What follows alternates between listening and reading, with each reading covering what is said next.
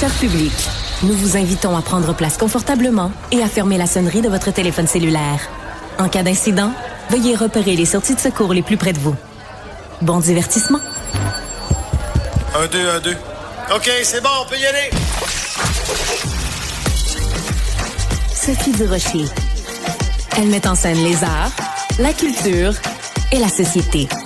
Une représentation pas comme les autres. Sophie Durocher.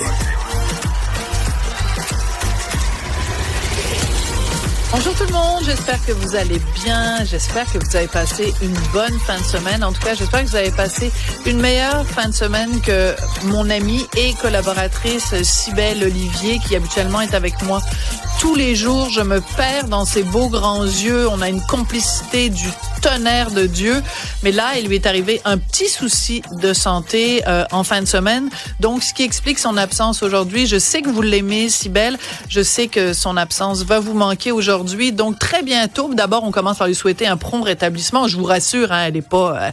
Bon, un tout petit souci de santé, ce qui explique son absence aujourd'hui. Elle va être de retour très bientôt. Donc, je propose que collectivement, on lui envoie plein d'ondes positives, si on croit à ça, pour son prompt rétablissement à Cybèle, qui va être de retour avec nous bientôt. Moi, j'ai passé une excellente fin de semaine parce que je me préparais psychologiquement à l'idée que j'allais recevoir les organisateurs du Salon Tentation. Le Salon Tentation, ça va avoir lieu la fin de semaine prochaine. Et c'est un salon où on va parler de sensualité, mais aussi de sexualité. Alors, pour savoir quelle est la différence entre les deux, je vous propose une entrevue avec les deux organisateurs. Cathy Foucault, qui est à ma droite. Bonjour Cathy. Bonjour. Et Eddie Rexon, qui est à ma gauche. Bonjour Eddie. Bonjour. Alors, Cathy et Eddie, vous êtes un couple dans la vie. Vous avez décidé de mettre sur pied ce salon Tentation. Tentation comme dans... Exactement. Tentation sensuelle, tentation c'est vrai qu'avec les sexuelle. mains comme ça, là, jouer avec les mains et le son. Oui, tentation, ben exactement. Tentation, ça veut tellement dire plein de choses. C'est un salon, en fait, qui se veut effectivement sur la sensualité, l'érotisme, mais aussi sur l'ouverture, l'information.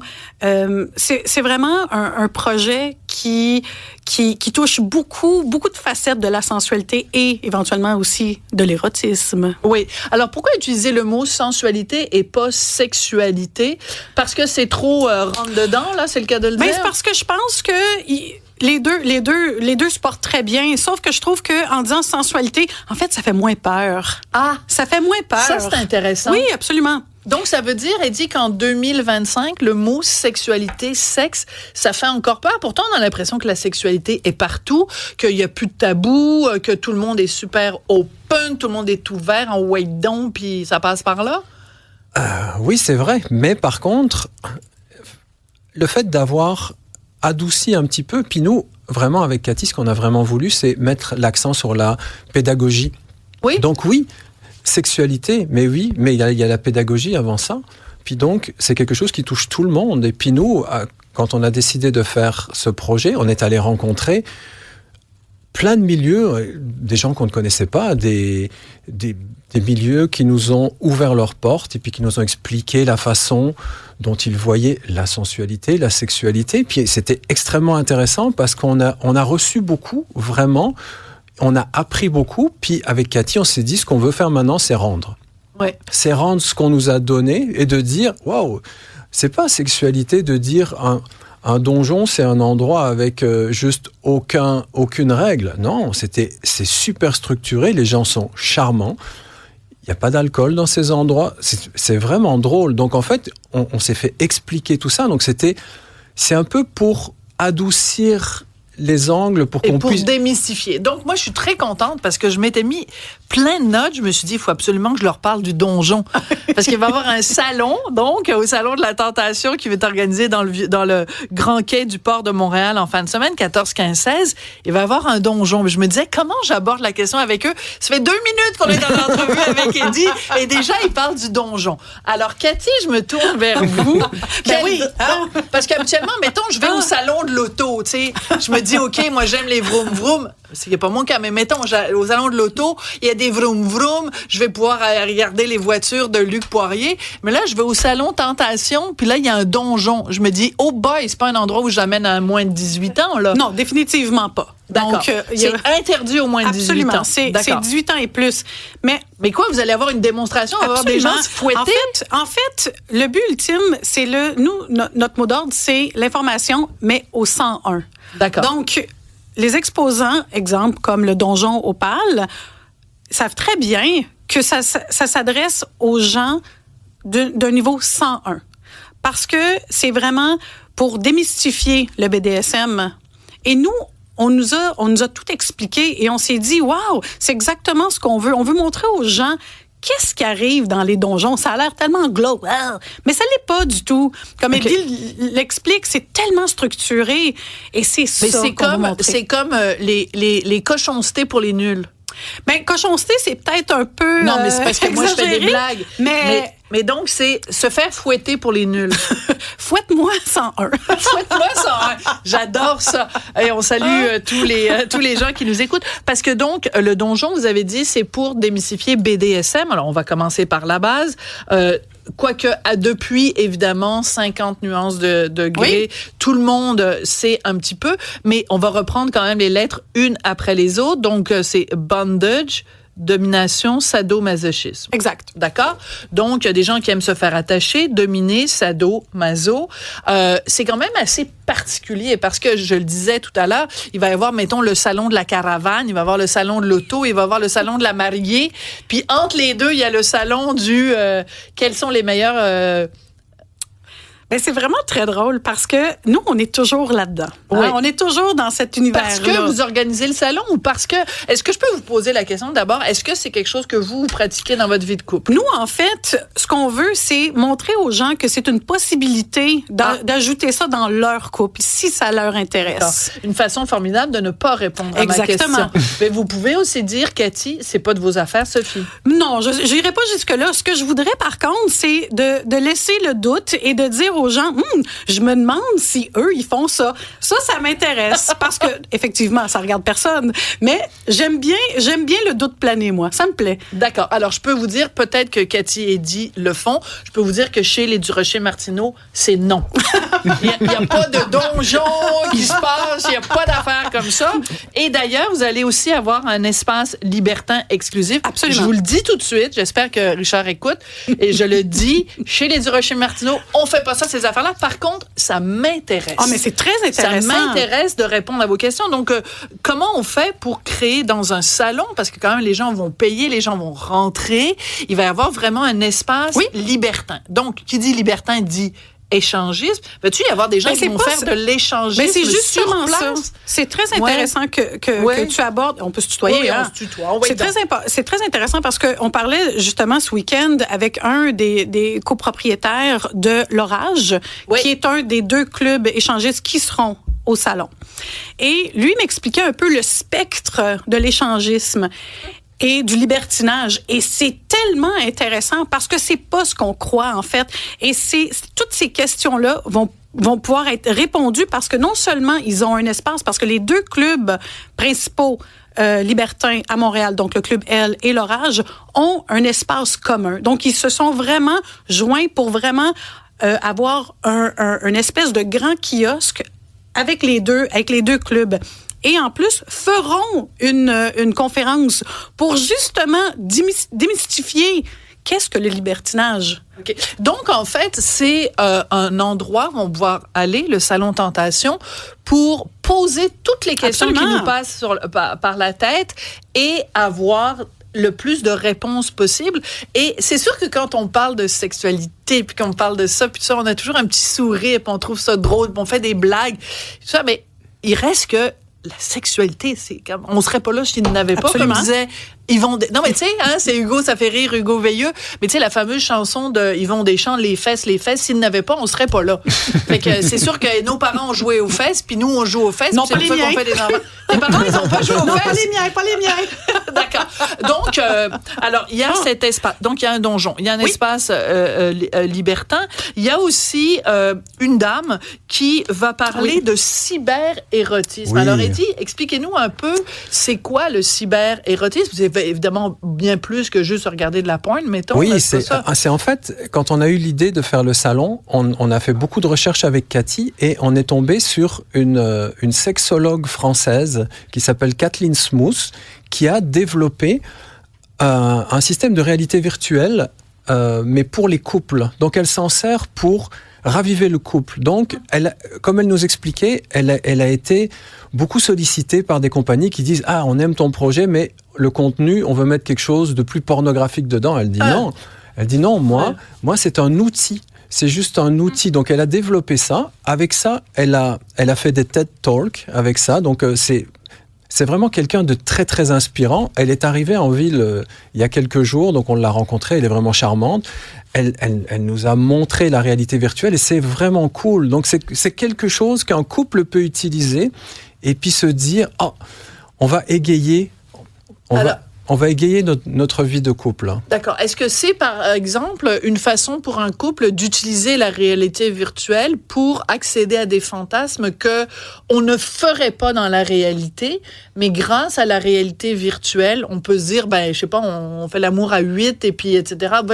Toutes sortes de choses, toutes sortes de scénarios qu'on ne ferait pas dans la vie de tous les jours. Est-ce que c'est un petit peu ça? Non, ce qu'elle nous a montré, c'est vraiment intéressant. C'est comme quand on met le casque de réalité virtuelle, c'est comme s'il y avait une autre personne qui s'approchait de vous, puis George Clooney, par exemple, Clive Owen. et puis donc, mais Brad Pitt. mais c'est donc quelque chose qui se joue à deux. Donc ça veut dire que le conjoint a un scénario et doit, par exemple, faire du vent, faire sentir une coupe de vin. Donc il y a quelque chose qui joue avec les sens et qui fait qu'on peut se toucher. Mais donc, à un moment, on a juste envie d'enlever le masque et de revenir se dans retrouver. La réalité. C'est ça. Donc, c'est encore une fois donc un salon où on explore toutes sortes de trucs. Moi, je me dis, bon, je connais pas votre vie de tous les jours, mais mettons, vous êtes en train de prendre un petit café un dimanche matin, puis là, vous vous dites, coudonc, ce serait le fun de faire un salon sur l'érotisme et tout ça, mais quelle drôle d'idée. Donc, ça, c'est parti comment, Cathy? C'est drôle parce que c'est exactement ça. En fait, c'est parti d'un guide qu'on a fait il y a plusieurs années qui s'appelait Montréal Coquin. D'accord. On a pris un guide où on a regroupé toutes les adresses coquines à Montréal. Et Dieu sait qu'il y en a. Oui. Et en faisant ce guide-là, on a rencontré des gens extraordinaires qui, en fait, nous ont invités dans leur lieu et nous ont expliqué. Et plus que le guide grandissait, on se disait, mon doux, on a toutes ces adresses-là. Exactement. En prenant un café, on s'est dit, pourquoi pas regrouper tous ces gens-là sous un même toit et en faire un salon. Donc, votre livre, c'était un petit peu le guide Michelin, mais au lieu de donner des étoiles pour le nombre de restaurants, c'était quoi? Combien d'aubergines? On les a pas encore notés. On voit qu'il dit à la ref, quand je dis l'aubergine. Ouais. Mais on ne sait pas, c'est peut-être pour le prochain guide, le prochain salon, on ne sait pas. Mais c'est exactement comme ça que ça s'est passé, parce qu'on trouvait, exactement comme on disait, on a rencontré des gens extraordinaires. Ouais. Vraiment, qui nous ont montré leur art, leur philosophie, leur façon de vivre. Et ça nous a tellement interpellés, puis ça nous a tellement tenté d'aller plus loin, puis de le partager avec les gens. Et nous, tout ce qu'on fait dans nos vies, tous nos projets, il doit y avoir une partie où on redonne, toujours. D'accord. Ça fait partie. Qu'est-ce qu'ils ont en commun, tous les gens qui travaillent dans la coquinerie à Montréal? En fait, les règles sont claires. Ah oui. Très, très, très, très claires. C'est drôle, c'est intéressant comme réponse, parce que j'aurais cru qu'au contraire, ce serait un milieu où justement on éclate les règles et tout, alors que vous me dites que non, c'est très réglementé, justement pour respecter les limites de l'autre. Exactement. Oui, il y a bien plus de règles. Enfin, on a découvert des gens qui ont bien plus de règles que dans un bar sur Saint-Laurent. Le non, c'est non. Je veux dire, ils ont des mots, par exemple, c'est ce qu'on nous a expliqué, au donjon. Quand ça dépasse quelque chose, il y a un safe word. Oui. Ils disent le safe, et puis ça s'arrête. Je veux dire, il y a quelque chose d'être à l'écoute. Bon, oui, on adhère ou pas, mais il y a beaucoup de règles. Et je trouvais ça assez touchant, parce qu'on vit dans un monde où on pense qu'il y a des règles, mais aujourd'hui, les jeunes garçons avec les jeunes filles, il n'y a pas toujours des règles et tout ça. Je trouve que les gens qu'on a rencontrés là étaient extrêmement structurés. Puis il y a une sorte de bienveillance, parce que c'est c'est consenti entre adultes. Donc, le consentement est toujours à la première place. C'est ça qui est vraiment intéressant. Voilà. Alors, contrairement à ce qu'on pourrait penser, c'est justement, bon, évidemment, entre adultes consentants. Et c'est justement, il y a une question de respect, il y a une question de tout ça. Donc, c'est interdit, évidemment, au moins de 18 ans. Oui. Est-ce que vous avez comme un profil type à qui vous voulez que le salon s'adresse? Est-ce qu'il y a comme un portrait type de quelqu'un qui s'intéresse au côté coquin? En fait, la personne type, c'est la personne curieuse. C'est elle. Une fois qu'elle a 18 ans et plus et qu'elle a envie d'apprendre, elle pourrait passer 3 jours uniquement pour voir nos exposants, parce qu'il y a des artisans extraordinaires qui vont être là. Mais en plus de passer puis de voir toutes les conférences, parce qu'il y a des sujets pour tout le monde. Donc, monsieur, madame, il, elle, yel, intéressé à apprendre a sa place avec nous.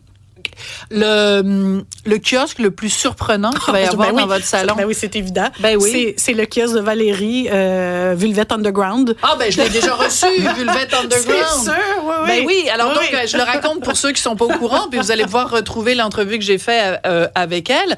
Ah, ça, c'est drôlement intéressant ce qu'elle fait. Elle fait des moulages de vulves et elle raconte qu'il y a beaucoup de femmes qui voient leur vulve pour la première fois. Elles n'ont jamais eu le réflexe de prendre, par exemple, un miroir et de regarder cet organe, enfin cette région du corps qui est si importante. Oui. Donc Vulvet Underground, oui, ça va être très amusant. Très. Puis je trouve que c'est tellement plus grand que d'avoir l'art qui sort d'une partie tellement intime, mais c'est aussi le processus au complet de rentrer dans l'intimité de quelqu'un pendant ce temps-là, puis de laisser quelqu'un rentrer dans son intimité, ça a quelque chose d'extraordinaire. Et toute cette philosophie, mais c'est ça qui nous charme, c'est ça qu'on veut montrer aux gens. Absolument. Alors moi, j'ai une équipe absolument formidable et notre réalisateur Jean-Philippe Leroux a une question pour vous deux. Bonjour. Je serais curieux, en fait, de savoir vos conseils. Quelqu'un qui est peut-être trop gêné, mais qui aimerait se lancer, qu'est-ce que vous leur diriez? Asking for a friend. C'est ça. Jean-Philippe a un ami qui aimerait savoir, quand on est gêné, qu'est-ce qu'on fait pour se lancer? Vas-y, Eddie. Vas-y, ben oui. Réponds à l'ami de Jean-Philippe. Je trouve que justement, le Salon Tentation Montréal est pour des gens curieux, gênés. Donc, en fait, on offre... Oui, effectivement, c'est ouvert le soir, ça sera un peu plus intime, mais sinon, c'est ouvert en journée. On a choisi le Grand Quai du Port de Montréal parce que tout est vitré. La lumière va rentrer à l'intérieur. On n'est pas gêné de rien. Je veux dire, il y a moyen d'aller se promener le dimanche après-midi, par exemple, et de découvrir Velvet Underground qui va expliquer sa démarche, un donjon qui vont expliquer leur démarche et tout ça. Donc, il y a moyen. Nous, on l'a voulu comme ça, on l'a voulu ouvert. Et donc, c'est ouvert. Alors, une petite promenade du dimanche après-midi. Minou, après le brunch, on s'en va regarder du monde se faire fouetter dans un donjon. Ben oui. Merci beaucoup. J'ai adoré cette discussion. Merci beaucoup. Nous aussi, merci beaucoup. Et donc, pratiquez-vous l'échangisme, vous, dans la vie de tous les jours? Il faudra suivre. Non, mais une fille s'essaye. On s'essaye, mais ça marche pas toujours. Non, mais c'est ça. Mais une fille s'essaye. C'est parce que si une fille s'essayait pas, elle serait pas capable de faire son métier. Cathy Foucault, Eddie Rickson, vous êtes co-organisateur du Salon Tentation Montréal qui a lieu les 14, 15 et 16 février. Ça tombe bien, c'est la Saint-Valentin. Ça a lieu au Grand Quai du Port de Montréal. Merci beaucoup à vous deux. Merci à vous.